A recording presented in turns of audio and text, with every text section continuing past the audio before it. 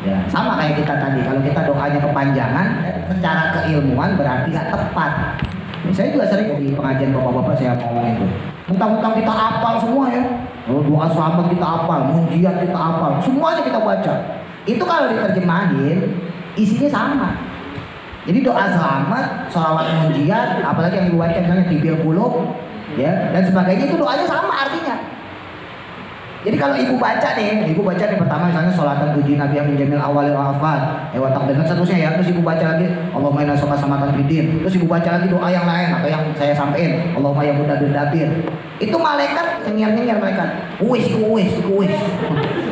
itu udah dibaca, apa yang dibaca lagi nih, mau doain gitu. Ibu doa nih, kalau buat laki-laki kan Allah maghfir lahu ya, kita doain bapak kita Allah maghfir lahu warhamhu. Kalau buat perempuan misalnya kita doain ibu kita berarti Allah maghfir laha warhamha wafiha. Nah kalau ibu doain secara umum ya, maka doainnya Allah maghfir lahum, ya kan, warhamhum wafihim. Nah itu kata itu jangan dibaca semuanya. Ada orang khusus almarhum ya disebutin nih, almarhum bin Anu, almarhum dibaca semuanya. Pertama dibaca yang laki-laki, Allah maghfir lahu warhamhu wa'afihi wa'fu anhu. Yang kedua perempuan, Allah maghfir laha warhamha wa'afiha wa'fu anha. Terus yang ketiga, Allah maghfir lahunya nggak usah dibaca, Allah maghfir lahanya nggak usah dibaca. Pade saya anu, almarhum bule saya anu, almarhum bapak saya anu, almarhum nenek saya anu. Kan ibu punya banyak tuh. Maka bacalah satu, Allahumma maghfir lahum. Ya Allah ampunilah mereka semua. Warhamhum, kasihanilah mereka semua. Wa'afihim, maafkanlah mereka semua. Wa'fu anhum, dan ampunilah mereka semua.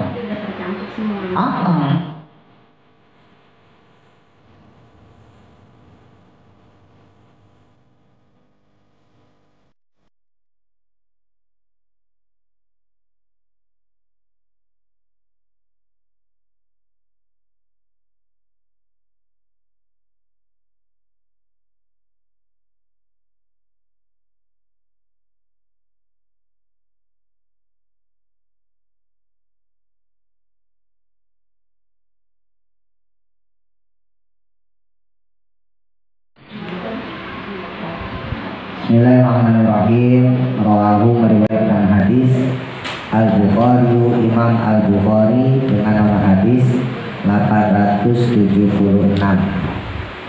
An Abi Hurairah, dari sahabat Abu Hurairah radhiyallahu taala anhu, qala, bersabda Rasulullah sallallahu alaihi wasallam.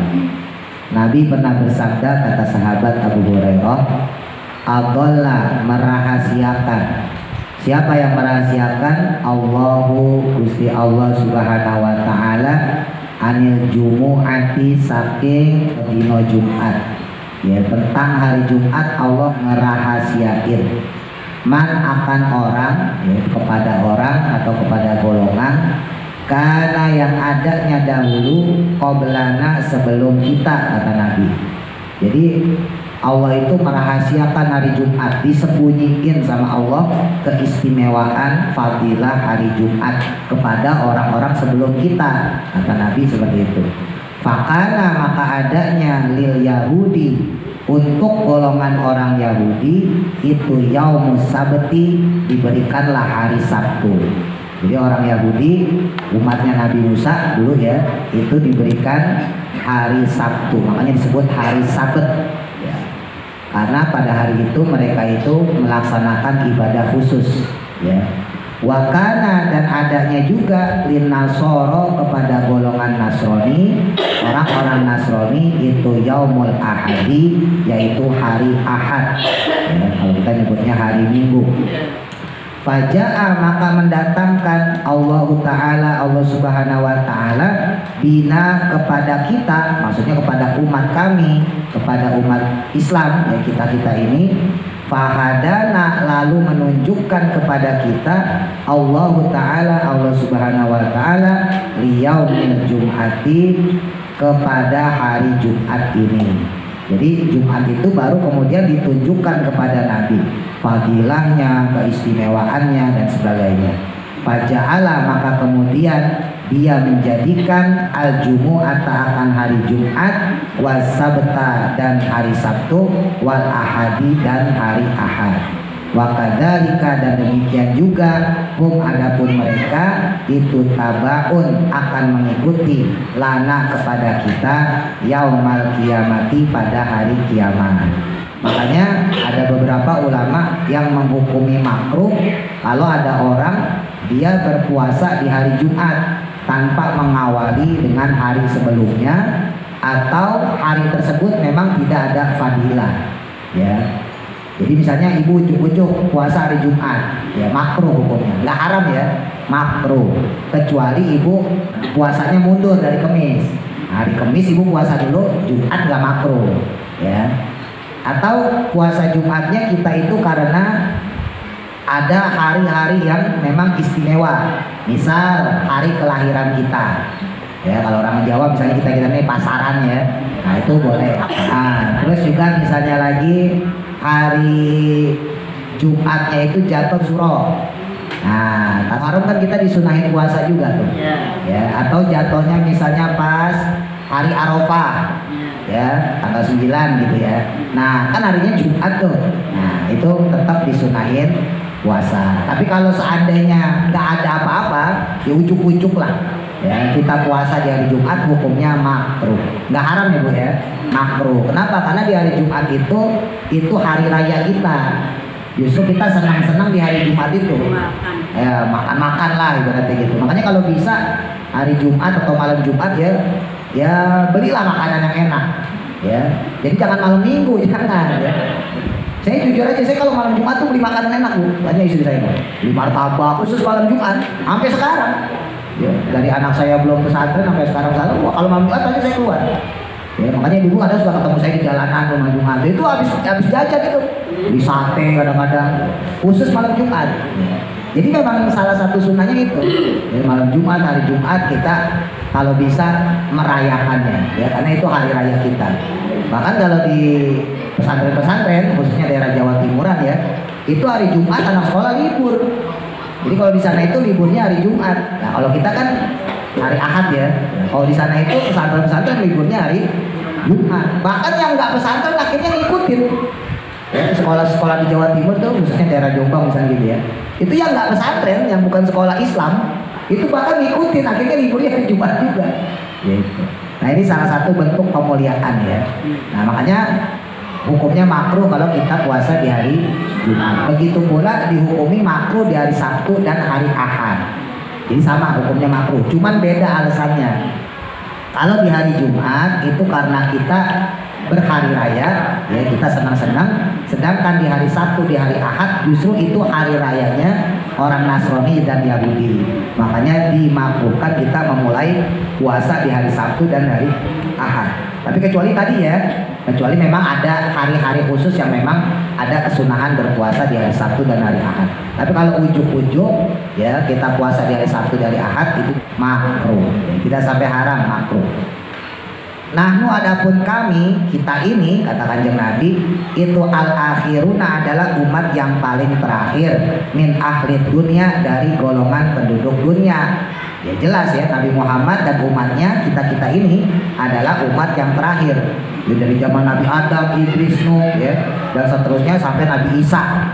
Nah, terus kemudian lahirlah Nabi Muhammad Sallallahu Alaihi Wasallam. Nah, berarti Nabi Muhammad karena Nabi terakhir, berarti kita umatnya juga umat terakhir. Wal awaluna, namun menjadi yang awal, namun menjadi yang pertama. Yaumal kiamati, pada hari kiamat, al muqdiyah, yang akan diputuskan, maksudnya diadili ya, pengadilannya dihisab kita nanti lahum pada mereka qoblal khalaiqi, sebelum para makhluk yang lain. Jadi walaupun kita umat yang terakhir, tapi nanti kita di akhirat dihisab, diadili paling pertama. Nah, otomatis berarti yang masuk surga pertama adalah umat Nabi Muhammad. Iya dong, jelas ya. Umat-umat terdahulu kan belum dihisab. Ya enggak? Umatnya Nabi Isa, umatnya Nabi Musa, Nabi Ibrahim dan seterusnya ya. Belum dihisab, kita udah dihisab duluan, diadilin duluan kita. Ditanya kita ya, ditimbang amal kita. Nah berarti yang masuk surga pertama kali adalah umatnya Nabi Muhammad. Rawahul Muslim, meriwayatkan Imam Muslim dengan nomor hadis 854. An Abi Hurairah, dari sahabat Abu Hurairah radhiyallahu taala anhu, qala, bersabda Rasulullah sallallahu alaihi wasallam. Nabi bersabda, khairu yaumin, hari yang terbaik yaitu tolaat alaihi, yang terbit padanya apa asyamsu, matahari, itu yaumul jum'ati, adalah hari Jumat. Jadi kata Nabi, sebaik-baiknya hari di mana terbitnya matahari itu adalah hari Jumat. Fihi, yang ada di dalamnya, khuliqa, diciptakan, Adamu, Nabi Adam alaihissalam. Jadi Nabi Adam diciptakan pada hari Jumat. Ini kata Kanjeng Nabi lah, kita mah kagak tahu, kalau kita belum lahir ya. Nabi Adam kan bapak moyang kita. Nah, kata Nabi, Nabi Adam itu diciptakan pada hari Jumat. Wafihi, dan di dalamnya, maksudnya pada hari Jumat juga, udkhila, dimasukkan tuh Nabi Adam al jannata, ke dalam surga. Hari Jumat Nabi Adam diciptakan, hari itu pula Nabi Adam dimasukin ke dalam surga. Wafihi, dan di dalamnya juga, maksudnya pada hari Jumat itu juga, ukhrija, dikeluarkan, minha, darinya, maksudnya dari surga tuh Nabi Adam. Nabi Adam dikeluarin juga dari surga pada hari Jumat. Ya, ini masyhur lah ya. Nabi Adam makan buah huldi ya sama Siti Hawa ya, sama istrinya, karena digoda sama iblis. Ya kan, kemudian dikeluarkan dari surga. Nah, dikeluarkannya Nabi Adam dari surga itu pada hari Jumat. Wala taqumu, dan tidak akan terjadi apa as-saatu, yaitu hari kiamat, illa, kecuali fi yaumil jum'ati, pada hari Jumat. Sama, nanti juga hari kiamat bakal datang, bakal terjadi pada hari Jumat. Nah, ini keistimewaan hari Jumat. Rawahu Muslim, diriwayatkan Imam Muslim dengan nomor hadis 852. Qala, bersabda Rasulullah sallallahu alaihi wasallam. Nah, ini penting baru nih. Inna fil jum'ati, setuhune dalam dino Jum'at, sesungguhnya pada hari Jumat, ikuli saatan, ono siji waktu, ada satu waktu, la yuwafikuha, kang ora nyocoki ing waktu, yang dia itu tidak akan bersamanya, sesuai dengannya. Siapa? Muslimun, seorang muslim, qaimun, yang dia berdiri, yusolli, yang dia melaksanakan sholat. Ada orang di suatu malam Jumat, dia berdiri ya, tepat pada malam Jumat tadi, kemudian dia sholat ya, dia wudhu, dia sholat, dia zikir ya, dan seterusnya. Yas'alu, yang mana dia memohon Allah, kepada Allah subhanahu wa ta'ala, khairan, akan suatu kebaikan. Dia minta pada Allah, dia doa pada Allah ya, dia minta kebaikan pada Allah. Maka orang tersebut, illa, kecuali bagi Allah, atahu, akan memberi kebaikan tadi yang dia minta, iyahu, kepadanya. Waqala, dan kemudian berkata Nabi Muhammad SAW, wahia, adapun dia, maksudnya waktu yang tadi disebutin itu, saatun, adalah waktu sesaat, khofifatun, yang sangat sedikit, alias sangat sebentar. Jadi malam Jumat, di mana waktu itu diijabah doa seorang muslim ketika dia sholat, dia zikir, dia berdoa, itu waktunya sedikit banget. Nah, kalau menurut rawahu Imam Muslim, bawahnya ya, menurut Imam Muslim dengan nomor hadis 853, ia adapun waktu tersebut itu ma baina, adalah waktu di mana antara ayyajlisa, duduknya al imamu, seorang imam, ila antuqaddas sholatu, sampai atau sehingga selesai melaksanakan sholat. Ini beda riwayat ya. Kalau menurut riwayat Imam Muslim yang pertama, yang hadis nomor 852, yaitu pada malam Jumat. Sedangkan hadis yang ke 853 yaitu pada sholat Jumat. Nah, untuk yang hadis pertama, hadis yang 852 itu ditafsiri oleh Imam An-Nawawi dalam kitab syarahnya, Syarah Sahih Muslim, disebutin adalah sulusul lail. Jadi saat yang paling penting di malam Jumat ya, saat dimana seseorang ketika dia sholat, dia doa, dia minta sama Allah terus diijabah sama Allah adalah sulusul lail, yaitu sepertiga malam yang akhir. Jadi kalau sekarang misalnya subuhnya 4:30 ya, kurang lebih mulai dari jam 3, 3:30 itu adalah sulusul lail, sepertiga malam yang akhir, yang mana orang dalam keadaan seperti itu, kalau dia sholat, dia zikir, dia doa, ya minta sama Allah, insya Allah akan diijabah. Ya. Tapi ya kita seringkali lalai nih kadang-kadang. Ya bangun tidur 4:30 nguap doang, nguap. Ya habis pipis, ya, ada kencing doang. Makanya diusahain. Ya kalau memang ibu nggak bisa setiap hari, setidaknya seminggu sekali lah. Ya bangun, sempetin. Ya atau misalnya kalau ibu-ibu nggak bisa seminggu sekali, sebulan sekali lah. Ya maksudnya jangan sama sekali. Gitu. Ya, apalagi kalau yang dagang, enak banget sebetulnya kalau orang-orang dagang. Ya pas bangun, pas lagi mau nyiapin dagangan, loh enak banget tuh. Ya yang tukang sayur misalnya nyiapin sayuran atau mau belanja ke pasar. Ya yang tukang kue lagi nyiapin adonan misalnya. Yang tukang ayam lagi nyiapin dagangan juga, siap-siap buat dibebetin ayamnya ya. Nah itu kan lagi posisi enak-enaknya, sempetin lah. Ya sempetinlah bangun, ambil wudhu, sholat 2 rakaat atau sholat witir misalnya 3 rakaat, terus doa. Habis itu baru aktivitas kita kerjain tuh ya. Yang dagang sayur siapin dagangannya, ya yang dagang ayam siapin, mulai deh kerja nyiapin dagangan buat pagi gitu ya. Yang dagang kue siapin adonan dan sebagainya. Jadi dibiasain kalau bisa, kalau kita punya kesempatan ya kita gunakan kesempatan itu untuk doa kepada Allah. Nah itu kalau menurut Imam Muslim dengan hadis yang pertama ya 852. Tapi kalau hadis yang 853 berarti hadis setelahnya, yaitu baina ayyajlisal imam ila antu qados sholat, yaitu ketika imam mau melaksanakan sholat ya sampai selesainya. Nah ini yang dimaksud dengan hari Jumat ya, karena memang ada beberapa waktu, ada beberapa kejadian atau keadaan ya. Dalam kitab Ihya Ulumuddin ya, Al-Imam Al-Ghazali memberikan 2 kriteria. Jadi ada waktu, ada keadaan. Ya, kalau waktu tadi itu sulusul lail, ya sepertiga malam yang akhir. Kalau sepertiga malam yang akhir itu semua hari sebetulnya, nggak cuma hari Jumat, ya semua hari dari hari Senin, Selasa dan seterusnya. Tapi lebih manjur lagi, lebih mantap lagi pas hari Jumat, karena Jumatnya itu Sayyidul Ayyam. Ya penghulunya, pemimpinnya hari-hari. Maka kalau ibu doa di situ, mantep banget. Udah sepertiga malam, terus doanya pas malam Jumat. Nah itu dari segi waktunya ya, dari segi saat, dari segi waktu. Tapi juga ada dari segi keadaan. Ya kata Imam Al-Ghazali dalam kitab Ihya Ulumuddin disebutin di antaranya inda nuzulil ghaiz, ketika turunnya hujan, ya, gerimis. Nah, jadi turunnya gerimis itu merupakan bagian doa yang makbul, ya doa yang diijabah. Makanya kalau gerimis ibu jangan ngeluh, ya jangan gerutu, jangan ngersuluh. Walah hujan, ya hujan mulu. Wah langganan rapat kok, wah beneran. Udah langganan gak bakal datang itu. Ya jangan sampai ngomong kayak gitu. Ya alhamdulillah. Ya syukur-syukur doa Allahumma shayyiban nafi'an. Ya Allah mudah-mudahan dengan gerimis ini membawa manfaat pada kita.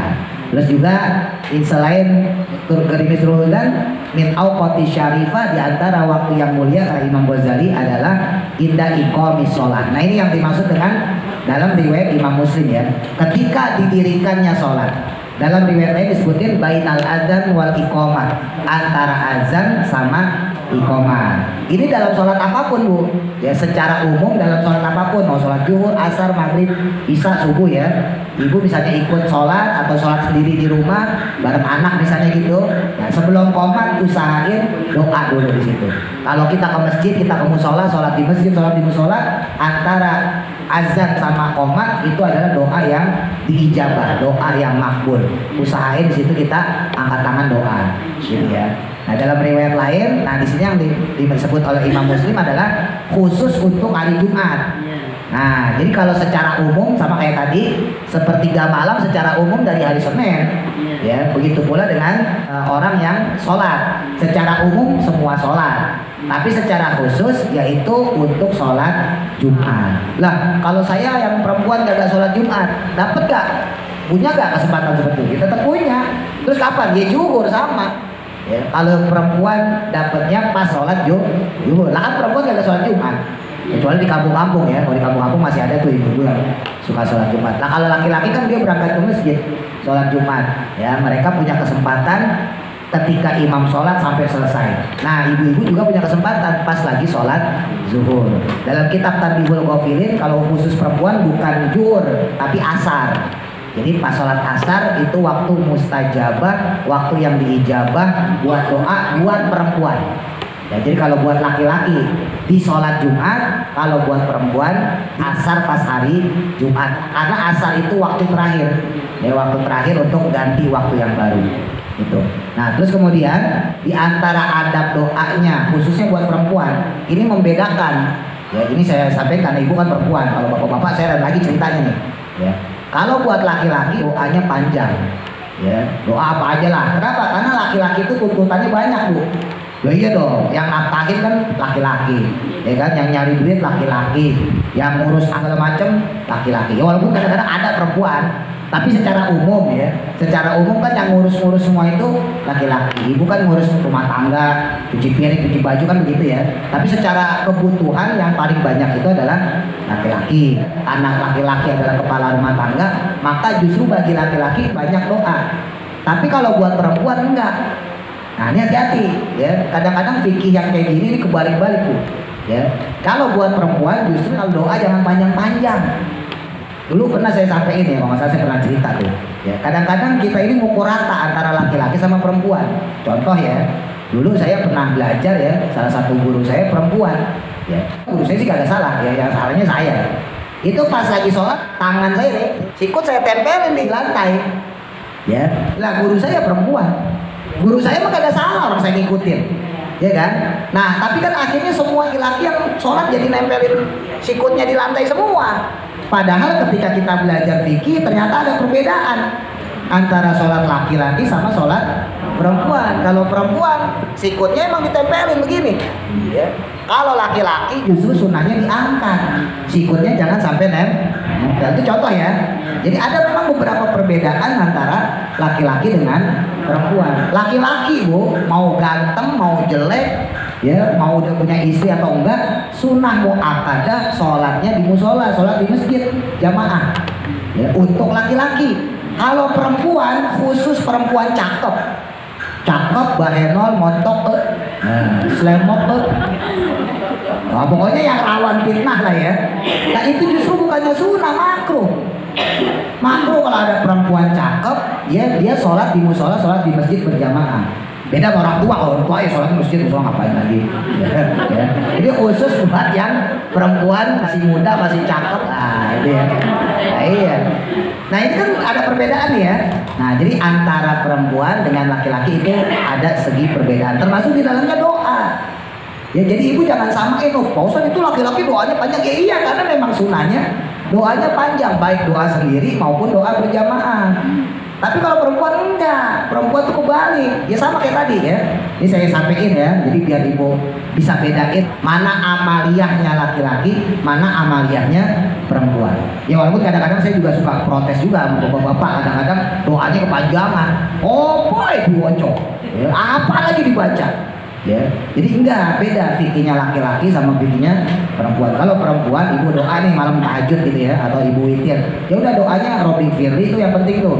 Ya doain orang tua, kakek nenek tuh jelas tuh ya. Udah Robbana Atina nih. Ya, maksud yang lain-lain dua harta. Itu udah kecakup itu Robbana Atina kan semua muat. Robbana Atina ya Allah, Atina itu datangkanlah kepada kami, berikanlah kepada kami fid dunia di dalam urusan dunia hasanah. Hasanah kan kebaikan, berarti semua muat. Duit ya, suami soleh, anak soleh, solehat, keturunan dan sebagainya. Jadi gak usah dirinciin. Ya Allah banyakin duit saya, rumah saya banyakin, kontrakan belum bayar ya Allah. Gak usah, itu Allah udah tahu. Ibu gak sebutin pun udah tahu itu Allah. Ya, jadi yang penting itu pertama doain orang tua dulu, ya kakek nenek. Terus kemudian ya udah Robbana. Ya kalau memang seadanya mau ditambah, ya tambahinlah doa-doa yang sekiranya memang ada kaitannya dengan ibadah. Jadi hati-hati juga. Tapi nggak boleh aja sebetulnya boleh. Tapi kalau secara amaliyahnya salah. Ini kan salah itu belum tentu dosa. Kayak tadi tuh misalnya ada laki-laki sholat, sikutnya ditempelin, sholatnya tetap sah. Ya, sholatnya tetap sah, nggak ngaruh. Atau sebaliknya perempuan harusnya ditempelin, malah diangkat, menjabrak begitu perempuan misalnya gitu. Ya secara sholat tetap sah. Ya selama selama jidatnya nyentuh lantai, ya kan, telapak tangan nyentuh lantai, dengkul dua nyentuh lantai, jempol telapak kaki nyentuh lantai kan sah. Tapi nggak dapat kesunahan, nggak dapat keafdolan sholat. Kalau ibu sholatnya kayak begitu, atau laki-laki tadi ya, dia sholatnya kayak gitu, nggak dapat keafdolan. Kalau secara fikihnya sah aja, boleh, nggak masalah. Sama ibu doa panjang-panjang boleh aja, kagak salah. Cuman kalau dalam hal ini nggak tepat. Ya, dalam hal ini kayak tadi kita ngeliat orang sholat, oh laki-laki sholatnya sikutnya ditempelin, ya kan gitu kan, nggak tepat, sholatnya seperti itu nggak tepat.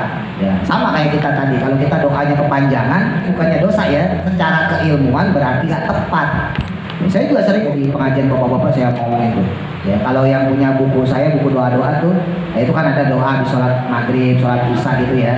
Nah, yang ibu yang punya tuh, itu doanya sendiri-sendiri. Jadi misalnya kita doa habis sholat maghrib nih, ya kalau yang biasa jamaah di sini, Allahumma ya mudabbir dabir misalnya gitu ya. Terus habis isya doa selamat, Allahumma inna nas'aluka selamatan bidin misalnya. Doa subuh misalnya, sholawat munjiat tuh ya, tunji nabi hamid jamil awal hafat misalnya gitu ya.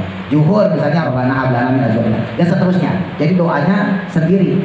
Jadi ada beberapa waktu yang memang doanya kita sendirikan. Zuhur ya doanya ini, maghrib ya doanya ini misalnya dan seterusnya. Lah jangan dibaca semua kalau doa. Mentang-mentang kita hafal semua ya, doa selamat kita hafal, munjiat kita hafal, semuanya kita baca, seapal-apalnya doa, itu isinya sama bu, isi doanya sama. Ini biar pinter nih, takutnya dilihat sama orang, sopo yang ngajarin kayak gitu ya. Nah, coba kita terjemahin, biar ibu yakin ya, ibu baca doa selamat misalnya, Allahumma inna nas'aluka salamatan fiddin. Itu artinya Allahumma ya Allah, inna sesungguhnya saya, nas'aluka saya memohon atau kami memohon ya. Allahumma inna nas'aluka salamatan. Selamat itu berarti selamat ya. Salamatan fiddin, selamat dalam urusan agama. Wa afiatan fil jasad, dan afiah. Afiah itu sehat jasmani rohani ya. Wa afiatan fil jasad, dan saya sehat secara rohani dan jasmani secara jasad. Terus lagi waziyadatan fil ilmi dan seterusnya ya. Kita terjemahin sholawat menjiat. Allahumma sholli sholat ala sayyidina Muhammad sholatan tunjina biha min jami'il ahwali wal afat. Jauhkan saya ya Allah dari keburukan-keburukan dan afat, kejelekan-kejelekan. Wa taqdilana biha jami'an dan seterusnya. Dan juga memberikan kepada kami hajat-hajat, tunaikan hajat-hajat. Jauhkan kami dari perbuatan keburukan, dekati kami dengan kebaikan, dan juga sampaikan hajat-hajat kami dan seterusnya dan seterusnya. Itu kalau diterjemahin isinya sama. Jadi doa selamat, sholawat munjiat, apalagi yang dibaca misalnya tibil qulub ya dan sebagainya, itu doanya sama artinya. Jadi kalau ibu baca nih pertama misalnya sholatan tuji nabi yang menjamil awal wafat, watak dan seterusnya ya. Terus ibu baca lagi Allahumma inna nas'aluka salamatan fiddin. Terus ibu baca lagi doa yang lain atau yang saya sampaikan Allahumma ya mudabbir dabir. Itu malaikat nyengir-nyengir malaikat. Uwis. Itu udah dibaca, apa yang dibaca lagi nih? Podo wae gitu. Saya sering nyampein juga, nah, ini berkaitan dengan doa malam Jumat nih. Ya kalau malam Jumat kan kita doain orang tua ya. Nah ibu kalau doain orang tua termasuk dalam hal ini misalnya ibu ngirim arwah. Kalau misalnya ketempatan ngaji kan juga ngirim arwah tuh. Ya itu jangan banyak-banyak. Udah keluarga suami kita, keluarga kita sendiri. Maksudnya gini, misalnya keluarga kita nih, ya udah bapak ibu kita, nanti suami kita, bapak ibunya suami. Kalau mau banyak tambahin deh kakek neneknya suami kita sama kakek neneknya kita sendiri nih ibu-ibu. Udah jangan semua pade tulis. Ya lah saya kan sering nih Yasin tulisan sampai 2 lembar gini. Ini 20, ini 20. Nah, itu ketahuan banget, dari situ ketahuan dari segi ilmunya bu. Ya, loh kenapa nggak sampai? Ya, seandainya kita nih nyebutin ya ibu-ibu yang perempuan, ya khususon almarhum bapak saya siapa gitu kan, ibu saya siapa, terus suami kita ya dari bapak ibunya, bapaknya suami kita siapa, ibunya suami kita siapa. Nanti kan ibu baca wa ila jami'i ahlil kubur, dan juga semua. Oh itu semua tuh deh. Semua penghuni kubur, semua orang yang sudah wafat, minal muslimin wal muslimat wal mu'minin wal mu'minat, dari golongan yang muslim baik laki-laki maupun muslim perempuan, dan orang-orang beriman baik yang laki-laki dan buat perempuan, min masyarikil ardi, dari arah timurnya bumi, wa magharibiha, dan sampai barat gitu, dari timur sampai barat. Ya kan? Apalagi kita tambahin tuh wali abaina wa ummahatina wa ajdadina wa jaddatina, bapak-bapak saya, kakek moyang saya, nenek-nenek saya, nenek moyang saya, paman-paman saya, bule-bule saya, bude-bude saya tuh. Wa masyaihina, dan guru-guru saya, wali asatidina, dan juga ustaz-ustaz saya. Itu disebutin, Bu. Sayangnya kita kan nggak ngerti Arabnya. Iya, apa ntar malaikat salah kalau ibu nggak nyebutin? Salah nggak kira-kira malaikat? Kagak loh, tawan juga malaikat daripada kita. Ya kakek nenek ibu misalnya ya buyut-buyut kita, emang kita tahu, kita kan nggak tahu. Ya. Wah, kadang-kadang namanya orang zaman dulu berubah kok. Nama kecilnya misalnya Suyono, ntar tuanya Suyanto. Kan kadang ada yang kayak gitu. Ya, makanya sampai bingung nih, Suyono apa Suyanto? Ayo tulis dua-duanya, Suyono, Suyanto gitu. Nah jadi kalau buat kita ini sekali lagi bukannya salah ya, tapi itu menampakkan keilmuan seseorang. Kemarin saya contohin secara ekstrim, pakai sendalnya di pala, ya, kopiah ditaruh di kaki, ya, yang sendal malah ditaruh di pala. Orang nggak bakal bilang ibu salah, nggak bakal bilang ibu dosa. Masa naruh sendal di pala aja dosa? Dosa nggak? Kagak, cuma ini kurang kerjaan. Masa naruh sendal di pala, paling PA orang. Menaruh sendal kok di pala, ibaratnya gitu. Dosa mah kagak, masa bang naruh di pala dong dosa. Ibaratnya gitu ya. Sama ketika ibu doa nih, almarhum misalnya, bapak saya siapa gitu ya, ibu saya siapa, terus dari suami ya kan, bapaknya suami saya siapa, ibunya siapa. Nah nanti bakal disambung tuh Bu, yang tadi saya sampaikan tuh, ila jami'il qubur minal muslimina wal muslimat wal mu'minina wal mu'minat min masyarikil ardi ila magharibiha bari'a wa bari'a khususan aba'ana wa ummahatina wa ajdadina dan seterusnya. Berarti kan bule kita, bude kita, pak le kita, pak de kita, om kita, uak kita, semuanya dapat kan? Dapat, makanya gak usah ditulis. Ya. Dan lagi-lagi tadi bukannya salah, berarti menunjukkan tingkat ilmunya dia. Oh berarti ilmunya cuma begitu doang. Ini berhubung doa nih saya sampaikan. Ya, banyak beberapa kesalahan di antara kita. Ibu doa nih, kalau buat laki-laki kan Allah maghfir lahu ya. Kita doain bapak kita, Allah maghfir lahu warhamhu. Kalau buat perempuan misalnya kita doain ibu kita berarti Allah maghfir laha warhamha wafiha. Nah, kalau ibu doain secara umum ya, maka doainnya Allah maghfir lahum, ya kan?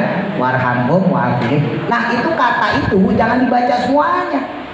Ada orang khusus almarhum ya disebutin nih, almarhum bin Anu, almarhum bin Anu, dibaca semuanya. Pertama dibaca yang laki-laki, Allah maghfir lahu warhamhu wa'afi wa'fu anhu. Yang kedua perempuan, Allah maghfir laha warhamha wa'afi wa'fu anha. Terus yang ketiga, Allah maghfir lahu. Itu salah. Langsung aja Allah maghfir lahu warhamhu wa'afihi wa'fu anhu. Jadi Allah maghfir lahunya nggak usah dibaca, Allah maghfir lahanya nggak usah dibaca. Tapi nggak dosa ya, saya nggak bilang dosa loh. Terus gimana? Ya udah langsung Allah maghfir lahum warhamhum wa'afihim wa'fu anhum wa'asiman kholahum dan seterusnya ya. Kalau kita tambahin Allahumma la tahrimna ajrohum wa la taftina ba'dahum waghfir lana walahum dan seterusnya. Jadi kalau udah banyak, udah jamak ya, dalam bahasa Arab namanya jamak, ya udah pakainya hum semua. Kecuali yang kita doain cuma satu. Misalnya gitu ya, ada orang meninggal, ya bapaknya meninggal nih 7 hari, 40 hari, 100 hari. Nah udah, karena berhubung bapaknya yang meninggal baru pakainya Allahumma maghfir lahu warhamhu itu. Jadi maksudnya biar cerdas nih, biar pinter ya. Jadi jangan sampai naruh sendal di atas pala gitu. Sekali lagi gak dosa ya, tapi bentuk kesalahan gitu. Nah terus kalau seandainya di antara kita, ini kaitannya sama orang meninggal nih, ya. Jadi ada kata ada di antara kita, ya saudara kita meninggal 40 hari, 100 hari, itu kiriman arwah itu nggak usah dibaca karena kita pas 40 harian, 100 harian itu lagi menghususkan untuk si jenazah yang meninggal. Ya, ini bolak-balik nih, ini kesalahan di masyarakat juga. Nanti kalau ibu haul silakan deh, sekalian nih doa arwahnya buat siapa ya? Almarhum anu nggak apa-apa. Tapi kalau buat 40 harian, buat 100 harian itu kan khusus si fulan yang meninggal ini. Ya, misalnya seandainya saudara kita meninggal, ya udah khusus almarhum fulan bin fulan misalnya gitu ya. Kalau perempuan almarhumah fulana binti fulana. Udah khusus sama dia. Kita nggak usah nyodorin nama arwah keluarga kita. Orang kita khusus dia kok. Ya, kecuali ntar buat tahun. Jadi Allah maghfir lahu aja. Kalau yang meninggalnya laki, kalau yang meninggalnya perempuan ya Allah maghfir laha. Nah, maksudnya kalau pas lagi jamak kan kita ngejamak nih. Ya, jangan dibaca tiga-tiganya. Ya kan orang kebanyakan gitu, baca tiga-tiganya. Ya kan? Ya sekali lagi nggak dosa loh, ya, nggak dosa cuman. Maaf Ustaz, Ya. kan kalau untuk ya kalau doa malam Jumat ya, karena kan ini kalau yang nggak dibaca perempuan kan yang firlaha, yang perempuan yang lagu firlahu. Nah itu jadi maksudnya tuh kan namanya kan nggak kebaca, jadi semua yang saudara-saudara yang meninggal yang laki atau perempuan sudah termasuk di situ gitu loh maksudnya. Itu gimana? Ya tadi saya sampaikan, saya beri gambarnya gini deh, biar ibu gampang nalarnya. Ibu masalahnya nggak ngerti bahasa Arab, jadi nggak usah.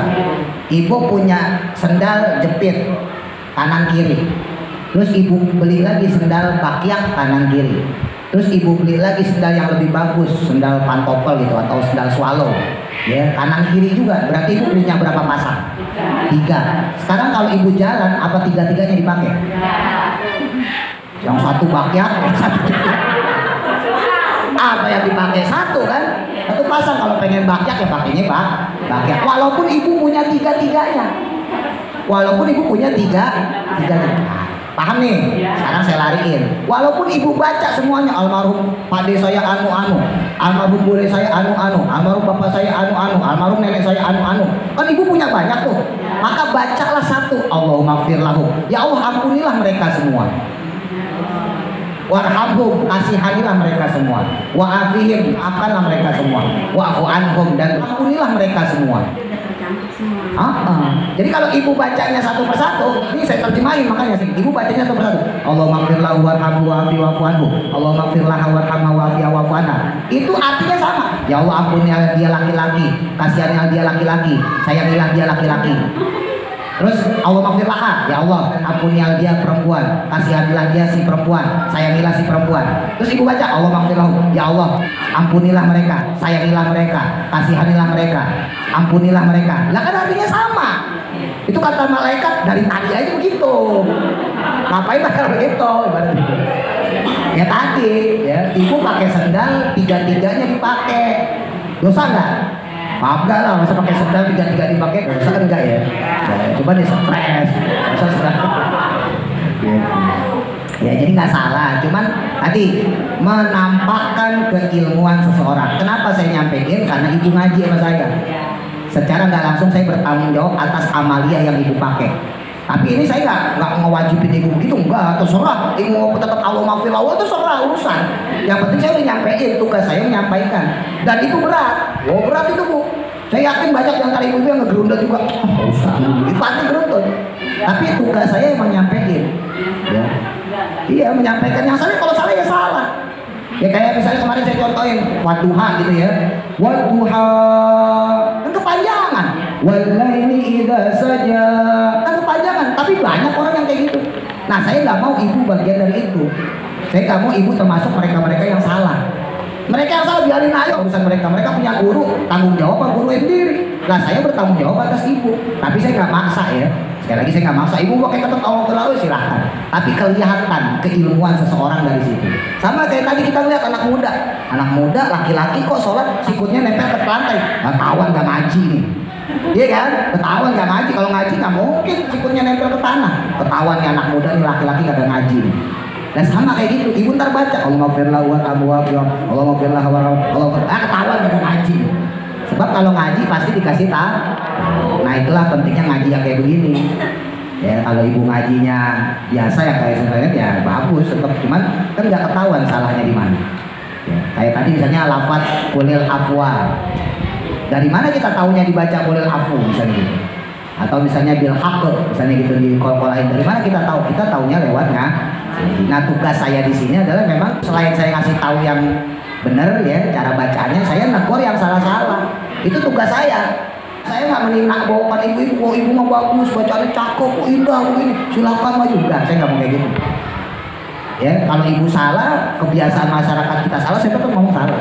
Supaya membedakan mana yang ngaji bener sama ngaji yang bener juga. Gitu. Ngaji bener juga ya. Ngaji yang bener maksudnya ngaji yang serius. Itu suruh mikir, suruh bawa buku gitu. Dengan ngaji yang bener ya bener juga. Tapi bawanya bukan bawa buku, bawanya bawa berkat. Nah itu bedanya. Gak apa-apa, bagus ya. Nah, jadi intinya itu. Mau ibu lanjutin yang ibu biasa lagi silakan. Saya cuma nyampein ilmu. Ya, dulu saya nyampein misalnya marhaban ya nurul aini. Ya, tulisan yang benar marhaban ya nurul aini. Andai kata ibu saya mau nurul aini aja, marhaban ya nurul, terserah. Saya nggak ada urusan sama itu, orang saya bisa pein. Ya, tapi ingat, ketika di akhirat nanti, di antara yang ditanggung jawabin oleh diri kita bukan cuma amalia, tapi juga ilmu. Amal yang dilakukan, ya, kegiatan ibadah yang kita lakukan bila ilmin, dengan tanpa ilmu, mardudatun, ya, tertolak, la tuqbalu, tidak bakal diijabah sama Allah. Ibu sholat asal-asalan, sholatnya masak, tapi sholatnya nggak bakal diterima sama Allah. Kenapa asal-asalan? Ya, tapi kalau ibu masih belajar, insya Allah Allah maafin, Allah maklumin, karena kita masih belajar. Semuanya hal begitu ya. Ibu baca Quran asal-asalan, kalau ibu nggak belajar nggak sah, ditolak sama Allah. Jelas kok. Ibu tanyalah Ustaz siapa lah. Kalau ibu nggak percaya sama saya, Ustaz emang kalau melakukan ibadah nggak pakai ilmu ditolak sama Allah? Pasti ditolak. Karena kaidahnya jelas. Ya. Orang yang melakukan sesuatu amal ibadah di ghairi ilmin, dia tanpa ilmu, mardudah, maka tertolak, la tuqbalu, tidak bakal diterima. Cuman ulama-ulama tuh suatu saat gak berani nyampe kayak gitu, kasihan. Termasuk saya juga kasihan kadang-kadang. Wah kalau kayak gitu ngeri juga orang. Nah makanya kita ngebalikin motivasinya apa? Motivasinya yuk belajar. Ya. Walaupun kita masih salah, jangan sampai tertolak. Gimana caranya? Belajar deh. Ya, kalau belajar insya Allah dari yang tidak tahu menjadi tahu. Tinggal nanti gengsi kita. Ya, gengsi kita mau nggak ngerubah? Kayak tadi itu misalnya ada orang sholat tangannya nempel di lantai. Kalau dia anak muda biasa, ketika ditegur, jangan begitu sholatnya. Gimana Pak Ustaz? Angkat, kamu kan laki-laki. Oh iya Pak Ustaz. Kenapa? Masih muda. Ya, anak remaja, laki-laki. Tapi kalau yang tegur itu misalnya seandainya imam besar, imam yang udah keliling-keliling, yang bacaannya merdu-merdu, kok sholatnya begitu, ditegur pasti mengkelap, pasti marah. Oh kamu sok tahu juga saya. Nah itu yang disebut gengsi kita.